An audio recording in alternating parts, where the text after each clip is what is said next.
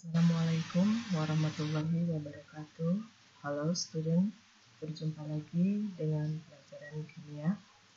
Kali ini kita akan membahas tentang hidrolisis garam. Sebelum kita mulai dengan pembahasan hidrolisis garam, kita akan ketahui terlebih dahulu tujuan dari pembelajaran ini.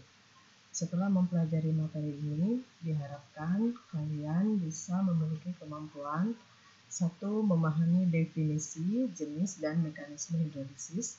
Yang kedua, memahami sifat-sifat dan pH larutan garam. Yang ketiga, dapat menentukan pH pada hidrolisis garam. Yang pertama, definisi. Hidrolisis berasal dari kata hidro yang berarti air dan lisis yang berarti penguraian. Jadi, hidrolisis garam adalah reaksi penguraian garam oleh air. Yang kedua, sifat dan pH larutan garam.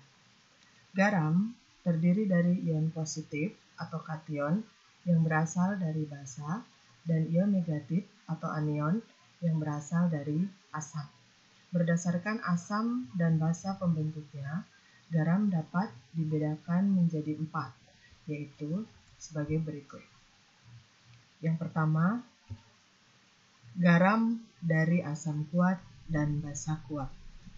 Contoh garam dari asam kuat dan basa kuat adalah natrium klorida atau NaCl. NaCl terionisasi sempurna di dalam air menurut reaksi berikut ini. Reaksinya seperti ini. NaCl dalam bentuk aqueous menghasilkan Na+ dalam bentuk aqueous dan Cl- dalam bentuk aqueous. Ion Na pada garam NaCl berasal dari basa kuat NaOH, sehingga tidak dapat bereaksi dengan ion OH- dari air. Sementara itu, ion Cl- pada garam NaCl berasal dari asam kuat HCl, sehingga tidak dapat bereaksi dengan ion H+ dari air. Oleh karena itu, garam yang berasal dari asam kuat dan basa kuat tidak dapat terhidrolisis. Yang kedua, garam dari asam lemah dan basa kuat. Contoh garam dari asam lemah dan basa kuat adalah natrium asetat atau CH3COONa. CH3COONa terionisasi di dalam air menurut persamaan reaksi seperti berikut. CH3COONa menghasilkan CH3COO- plus Na+ dalam bentuk aqueous. Ion CH3COO- pada garam CH3COONa berasal dari asam lemah CH3COOH. Ion CH3COO- akan bereaksi dengan ion H+ dari air dan mengalami hidrolisis. Sementara itu, kation Na+ yang berasal dari basa kuat tidak bereaksi dengan air. Oleh karena itu, hidrolisis yang terjadi pada ion sisa asam lemah, maka hidrolisis ini disebut dengan hidrolisis sebagian. Yang ketiga, garam dari asam kuat dan basa lemah. Contoh garam ini adalah terdiri dari asam kuat dan basa lemah, yaitu amonium klorida.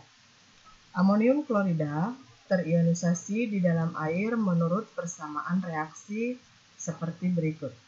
NH4Cl menghasilkan NH4+ ditambah dengan Cl-. Ion NH4Cl pada garam NH4Cl berasal dari basa lemah NH4OH. Ion NH4Cl akan bereaksi dengan ion OH-. dari air dan mengalami hidrolisis. Sementara itu, anion Cl- yang berasal dari asam kuat tidak bereaksi dengan air. Oleh karena itu, hidrolisis hanya terjadi sebagian. Yang keempat adalah garam dari asam lemah dan basa lemah. Contoh garam dari asam lemah dan basa lemah adalah amonium cyanida atau NH4Cn. NH4Cn terionisasi di dalam air menurut reaksi seperti berikut.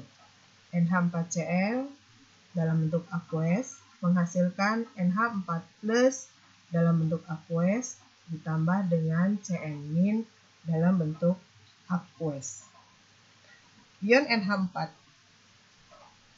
pada garam NH4Cn berasal dari basa lemah NH4OH. Ion NH4+ akan bereaksi dengan ion OH- di dalam air, dan ion Cn pada garam NH4Cn berasal dari asam lemah yaitu HCN akan bereaksi dengan ion H+ dari air. Sehingga pada garam yang berasal dari asam lemah dan basa lemah akan terionisasi atau terhidrolisis sempurna. Perhitungan pH hidrolisis garam. Secara umum, rumus yang digunakan di dalam perhitungan pH itu seperti perhitungan pH pada pH asam dan basa seperti biasanya, yaitu pH sama dengan min log konsentrasi H+, pOH-nya sama dengan min log konsentrasi OH- untuk basa, dan pH untuk basa sama dengan 14 min pOH. Sedangkan rumusnya untuk hidrolisis garam dari asam kuat dan basa lemah, rumus yang digunakan untuk menentukan konsentrasi ion H+ adalah sebagai berikut. Konsentrasi H+ sama dengan akar Kw per Kb dikali M dikali valensi. Kw adalah konstanta ionisasi air yang harganya 10⁻⁴. Kb sama dengan konstanta ionisasi basa, dan M konsentrasi garam.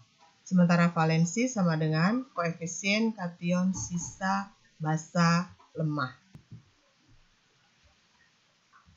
Berikutnya, hidrolisis garam dari basa kuat dan asam lemah. Rumus yang digunakan untuk menentukan konsentrasi ion OH- adalah sebagai berikut. Konsentrasi OH- sama dengan akar Kw per Ka dikali dengan M dikali dengan valensi, di mana Kw adalah konstanta ionisasi air, Ka adalah konstanta ionisasi asam lemah, dan M adalah konsentrasi garam. Sementara valensi adalah koefisien anion sisa asam lemah. Berikutnya, hidrolisis garam dari asam lemah dan basa lemah. Pada hidrolisis total, konsentrasi garam tidak mempengaruhi besarnya pH larutan. Rumus yang digunakan untuk menentukan konsentrasi ion H+ dan ion OH- dari suatu garam yang terhidrolisis total adalah sebagai berikut. Yang pertama, untuk mencari konsentrasi H+ sama dengan akar Ka per Kb dikali dengan Kw, di mana Ka adalah konstanta asam, Kb adalah konstanta basa, dan Kw adalah konstanta air. Sementara untuk mencari OH-, konsentrasi OH- sama dengan akar Kb per Ka dikali Kw. Demikianlah penjelasan tentang hidrolisis garam. Mudah-mudahan kalian paham, dan sampai jumpa di video-video berikutnya. Wassalamualaikum warahmatullahi wabarakatuh.